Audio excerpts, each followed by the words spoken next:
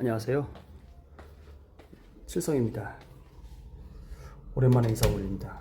요즘 많이 바빴어요. 개인적으로 좀 바빠가지고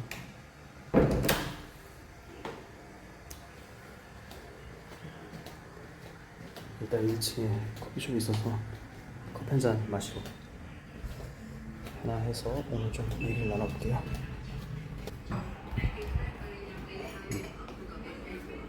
비싼 헛 아메리카노 뭘까요?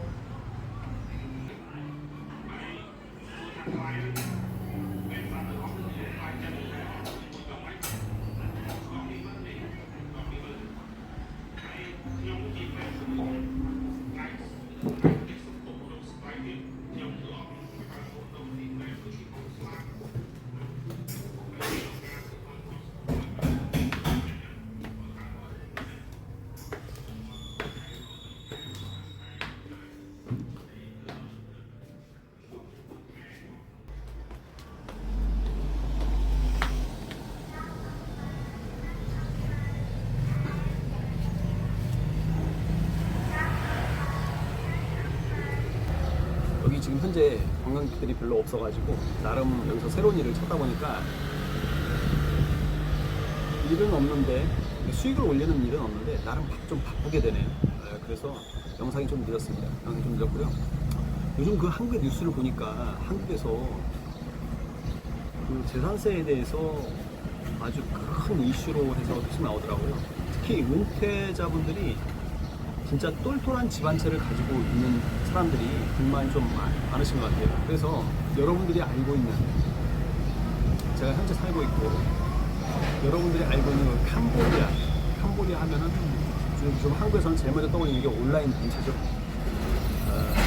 근데 이제 그걸 떠나서 표면적으로 거창하게 나와 있는 거 빼고 그 안에 내용을 보면은 은퇴하신 분들이 살아가기엔 좀 괜찮은 그런 나라예요. 캄보디아가. 나이 드신 분들이 살기에는 좀 괜찮다라는 생각이 들어서, 왜냐면 제가 여기서 거의 8년 가까이 살고 있기 때문에, 그래서 어느 정도는 이 나라에 대해서 아니까, 그래서 한번 카메라 앞에 섰습니다. 최근에 그 뉴스를 보니까 2020년도 올해죠. 얼마 전에 뉴스에서 세제 개편안 그 핵심 내용을 보면 보유세, 그다음에 종합 부동산세, 그리고 양도소득세, 그리고 마지막 장기 보유 특별 공제까지 실물 자산을 가진 사람들의 지갑을 정주준한 개편을 크게 하더라고요. 쉽게 그냥 제가 생각하는 입장은 평생 그 피땀 흘려서 마련한 아파트 한 채 지키는데 드는 비용이 웬만한 월급쟁이 생활비를 넘어서는 상황이고요. 누군가는 자산가에 대한 응징이라고 부르고 시장에서는 징벌적 자산 수탈이라는 말까지 지금 나오고 있습니다. 그러다 보니까 은퇴를 앞두거나 이미 은퇴하신 50세, 60세 구독자님들 사이에서 약간의 좀 이상 기류가 감지가 됩니다. 왜냐하면 한국이 세금이 진짜 높아요. 물론 나라에 세금 내는 건 당연한 거겠지만 다른 나라에 비해서 세금이 너무 높아요. 그러다 보니까 물론 뭐 부자들 있는 사람들 뭐 기부도 많이 하시고 많이 내는 분들이 많습니다. 내는 분들이 많은데 이게 한 가지 세금이 많으니까 어떤 부작용이 있냐면요. 그냥 상식적으로 생각했을 때요. 한국의 기업이, 예를 들어서 한국의 기업이 있어요. 그 기업이 정상적으로 잘 운영하고 직원들도 고용을 해서 월급을 잘 주고 있는 회사가 어느 날 갑자기 오너가, 사장님이, 회장님이 돌아가셨어요. 그러면 그 기업을 그대로 이어서 가야 되는데 제2세, 제3세가 3세 경영으로 이어서 가잖아요. 근데 그렇게 한번 넘어갈 때마다 가지고 있는 지분을 그 대한민국의 알토란 같은 그 기업들이 많잖아요. 중소기업도 그렇고 대기업도 그렇고. 일단 그 세금이 높으면 오너가 이제 창업주나 오너가 돌아가시면 세금의 거의 50% 이상을 나라의 세금으로 내야 됩니다. 그 세금 내는 것까지 좋은데 그 회사를 이세가 그대로 이어서 회사를 유지하는 게 너무 어려워졌어요. 실제로 보면은 뭐 앞전에 오뚜기도 그렇고 삼성도 그렇고 거의 주식을 다 담보 잡혀가지고 세금을 분할로 워낙에 이제 기업이 크다 보니까 기업이 크고 세금이 많다 보니까 한 번에 그 다 못 냅니다. 그래서 이제 그걸 이제 분할로 하는데 그렇게 되다 보니까 기업이 유지가 안 돼요. 오너가 돌아가시면 딱 대기하고 있다가 돈만 딱 장전해서 이제 세금 어차피 내야 되니까 주식을 팔아야 된단 말이에요. 현물자산이 없으니까, 현금이 없으니까. 그렇게 해서 그 좋은 기업들이 외국에 넘어가는 사례가 너무 많아요. 현재 우리 대한민국에서. 그래서 세금도 좋지만 기업 유지하는 게 너무 힘들다. 기업이 이제 1년에 한 번씩 세금을 내잖아요. 뭐 부가가치 신고도 하고 이렇게 성실하게 세금을 내고 또 돌아가실 때 세금을 내고 하다 보니까 대한민국이 지금 전 세계적으로 세금이 가장 높은 나라 중에 하나입니다. 거의 탑이라고 보시면 돼요. 기업 유지가 안 되고 그리고 이제 남아있는 게 여기 캄보디아는 그렇지가 않아요. 캄보디아를 비교하다 보면 캄보디아 같은 경우는 자기가 돈을 벌어서 엄마 아빠가 그렇게 안 도와줘요. 엄마 아빠가 안 도와주고 자기가 알아서 그냥 학교 가고 그 다음에 결혼하고 직장 찾고 하더라고요. 오히려 직장 찾고 돈을 벌어서 엄마를 도와줘요. 부모를 도와줘요. 그래서 아까 조금 전에 그 1층에 있는 그 커피 내려주는 직원 있잖아요. 걔도 마찬가지예요. 걔도 지가 여기 카페 일을 하면서 대학교를 지금 다니고 있어요. 자기가 학비 내고 자기가 뭐 학용품 이런 거 다 사면서. 근데 우리 한국은 틀려요. 한국은 뭐냐면 부모가 대학교 때까지 진짜 다는 안 그렇지만 거의 대부분의 부모들이 돈이 있다면 전부 다 몰아주잖아요. 그러다 보니까 자기 노후가 없어요. 자기 노후에 대한 그 자금이 가장 약합니다. 그러다 보니까 세계에서 노인 빈곤율이 가장 높은 나라 중에 또 한 곳이 한국이에요. 그렇게 이제 돈을 막 자녀들에게 해주다 보니까 그런 사회적인 그 문화 구조상 마지막 남아있는 재산에 대해서 그렇게 이제 세금을 많이 낸다고 하니까 사람들이 조금 많이 지금 이슈화가 크게 되는 것 같아요. 그래서 이제 뭐 그런 이제 나라가 뭐 그렇게 정책을 하는 걸 뭐 저 같은 사람이 뭐라고 하겠습니까? 그러니까 추세를 가만히 보니까 여기 해외에 있다면 해외에서 접하는 뉴스가 많잖아요. 이민 문의를 하는 분들이 굉장히 많아요. 특히 그 가지고 있는 분. 근데 제가 봤을 때는 이미 한 발 좀 늦었다고 봐요. 지금 이렇게 그 세제 개편안이 보도가 됐고 그러다 보면 진짜 뭐 20억, 30억, 뭐 압구정은 뭐 60억, 70억씩 이렇게 한다는데 그 아파트들을 가지고 있는 사람들이 물건을 내놨어요. 그럼 쉽게 살려고 하는 사람이 있을까요? 어차피 되면 내년, 내후년 세금이 점점 올라가는 구조인데 그래서 조금 늦었다고 봐요. 조금 늦었는데 그래도 이제 한국의 세금이 너무 비싸다 보니까 해외로 눈을 돌리시는 분들이 많습니다.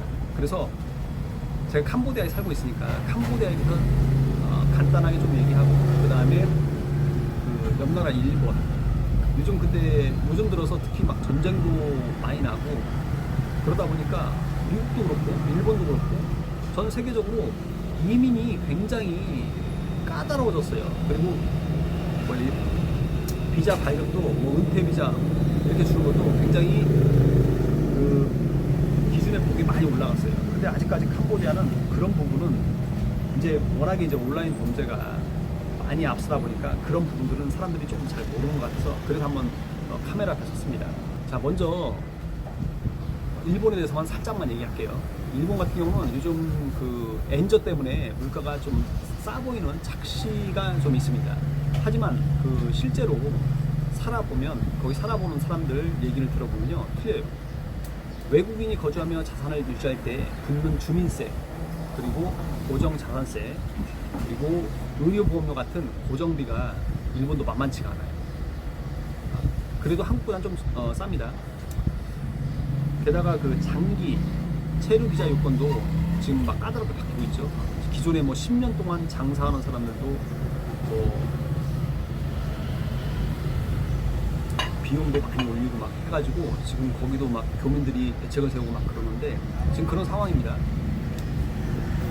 그런 상황인데 지금 이제 제가 여기 있는 이 프놈펜에 대해서 캄보디아 프놈펜에 대해서 잠깐 말씀드릴게요. 그 한국에서 제가 처음에 여기 올 때에도 저희 엄마가 그 하는 말이 그랬어요. 야, 거기 정말 강한 나라를 가는 거 고생할 텐데 왜 가냐, 그런 말씀을 하시더라고요. 근데 실제로 그 나와 있는 그 우리 언론에 나와 있는 게 여기가 이제 빈민국이다 보니까 사람들이 이제 어렵게 사는 곳을 좀 방영을 많이 해요. 그냥 원조도 받아야 되고 그다음에 외자 유치도 많이 받아야 되기 때문에 그래서 이제 그런 부분이 좀 방영이 된 건 사실이에요.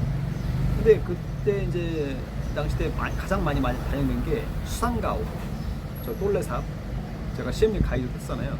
한국 사람들 보고 되게 신기해해요. 왜냐면 거기서 생활을 하는 것 자체를요. 그래서 이제 그런 게 이제 많이 내보내지다 보니까 그 여기가 굉장히 그 문화 생활, 그다음에 한국처럼 그 도시적인 그런 삶이 별로 없을 거라고 사람들이 착각을 많이 하시더라고요. 프놈펜하고 그냥 프놈펜을 예를 들어볼게요. 프놈펜이 그래도 가장 나가니까 여기 나라 수도고 하니까 한국과 똑같아요. 빌딩, 그다음에 먹는 거, 그다음에 백화점, 그런 거 자체가 한국하고 거의 똑같습니다. 같거나 그래요, 여기가. 그리고 이제 중요한 건 뭐냐면 캄보디아가 동남아에서 흔치 않게 달러를 실생활에서 그대로 쓰는 나라거든요.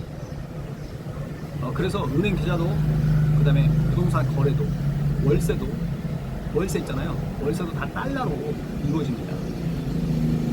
쉽게 얘기해서 환율 리스크에 대한 어느 정도 자유롭다고 말씀드렸어요. 제가 이제 앞전에 마지막 영상에 달러에 대해서, 달러 경제에 대해서 간단하게 얘기를 했는데 사실이 그래요. 그래서 첫 번째 여기가 좋은 게 뭐냐면 자산 방어력이에요. 한국에서는 뭐 시가 뭐 20억짜리 아파트 한 채를 갖고 있으면 연간 지금 세제 개편안을 보면 그 세금을 감당을 해내야 돼요.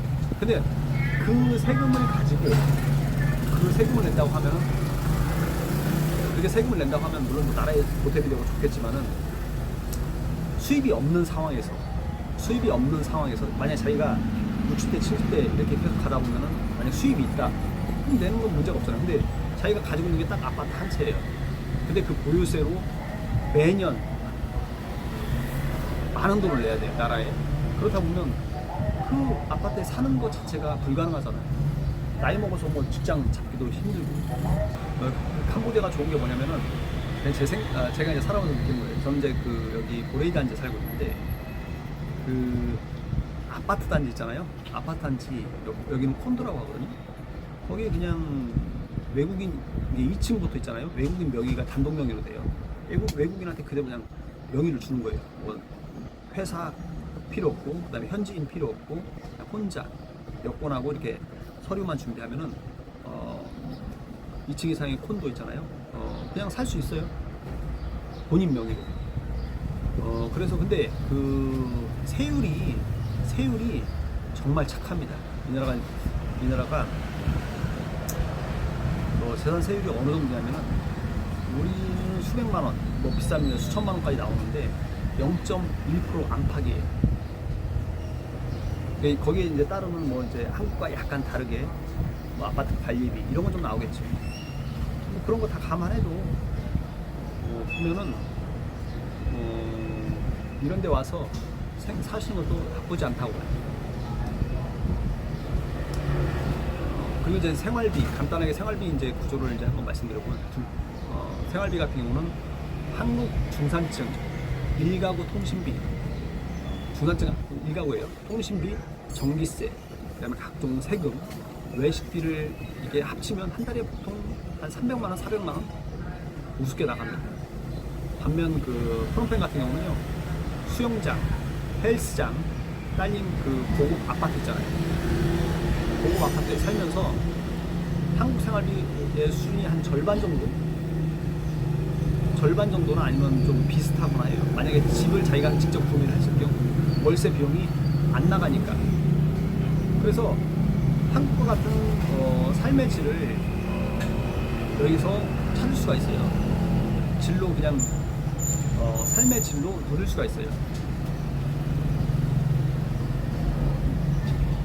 정리하면 이렇게 말씀드릴게요.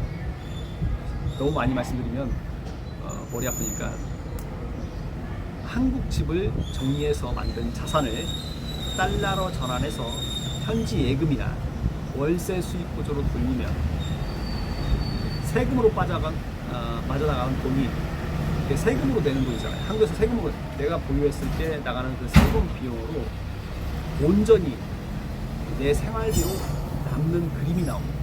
은행에 예금을 한다고 하더라도 이자율이 한국보다 훨씬 높고요. 근데 여기서 이제 한 가지 단점이 있어요. 다 좋다고는 얘기를 못하니까. 단점 딱 하나를 먼저 꼽으라고 하면 의료비입니다. 가장 큰 리스크예요, 이게. 장기 체류를 결심하신다고 하면은 한국 자산을 만약에 정리를 한다면 자금적 인도는 반드시 의료 비상 예비비로 따로 떼어놓는 자산 배분이 여기는 필수예요. 보건제에 항상 그 말을 해놓고 그렇게 생각하시면 될 것 같아요. 만약에 캄보디아로 오신다고 한다면 그래서 정리하겠습니다. 여기 같은 경우는 생활 인프라 같은 경우는 한국에서 생각하는 것만큼 나쁘지가 않다. 그리고 한국에서 저는 이제 이런 관점에서 말씀드립니다. 은퇴 이제 직장 다 은퇴하신 분들, 한국에서 이제 아파트 뭐 집 한 채 가지고 계신 분들, 그런 분들이 세금이 이제 점점 올라가는데 그 세금을 감당을 못해서 일자리가 없어서 수입이 없기 때문에 연금으로 겨우 생활만 하고 있는데 결국에는 세금을 내기 위해서 집을 팔아야 하는 경우가 옵니다. 돈이 없기 때문에. 지금 그 개편안을 보면요. 그럴 바에는 차라리 만약에 선택을 하신다 그러면 뭐 어느 나라를 가든 간에 뭐 자기의 그 정보에 의해서 알아보고 뭐 가시는 건 자기 마음인데 캄보디아가 여기 은퇴하기에는 좀 좋은 나라다. 그리고 달러 경제가 문제로 돌아가는 경제 구조라 자산의 이동과 돈을 가지고 나가기가 편하다라는 그런 걸 그냥 한번 되짚어 드려요. 어차피 세금으로 내려고 하면은 돈이 없다 보니까 돈이 없으면 결국엔 아파트 팔아야 되잖아요. 그럴 바에는 그리고 이제 한 가지 추가로 말씀드리면 여기 와서 은퇴 비자 받기가 수월해요. 55세만 넘으면 그냥 은퇴 비자를 이 나라에서 묻지도 따지지도 않고 그냥 줘요. 발급을 해줘요. 한국인 같은 경우. 그래서